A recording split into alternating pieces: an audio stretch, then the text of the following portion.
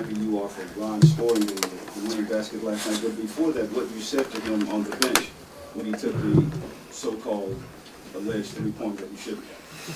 Well, I don't think it was alleged. I think it was. No doubt about it. You know, I just said to him, you know, those are the judgment, decision-making things that we're asking you to make good choices on. And I just emphasized, you know, judgment, you know. And, you know, he was kind of feeling badly about it, obviously. And, you know, the redemption, you know, 1 minute later, you know, was, you know, great for him. I mean, how else can you say it? I kept saying to my coaching staff, can Ron give us a boost out there? Is he going to help us or hurt us while he's out there? And we found out he did. He helped us. Phil, as somebody who's coached a lot of eccentric guys and could even be described as a connoisseur of them, well, you collect enough of them, let's put it that way. You know, can you explain Ron Artest? No, I certainly can't. I tell Lamar that he's his guardian, and so, you know, we have not the blind leading the blind, but probably the deaf leading the blind in this. But you know, these two grew up together, and they do have a history. And you know, the thing that I enjoy more than anything else is the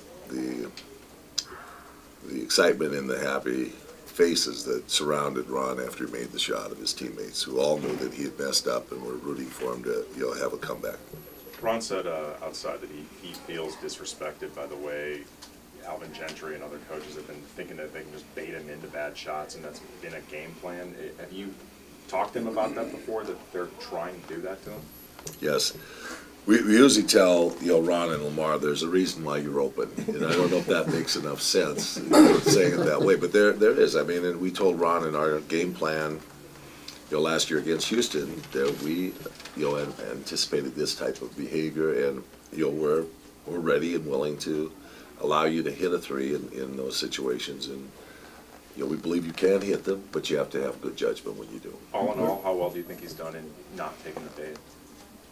Not very well. Done very well. There's still room for improvement. From what you've seen of Ron, does he seem to be disinclined to let good news in, or to acknowledge? You know, he keeps telling us, you know, he's in the moment, and he, you know, or he wants to move on. Right. You know, do you see that in him? That, you know, he doesn't want to acknowledge something actually happened good. You know, I think he's willing to. In the moment, I thought he was very excited about it. So obviously he did. He knew that it was a great feeling. But I think that, you know, Ron has a penchant for, you know, little things tripping him up in the process. You know,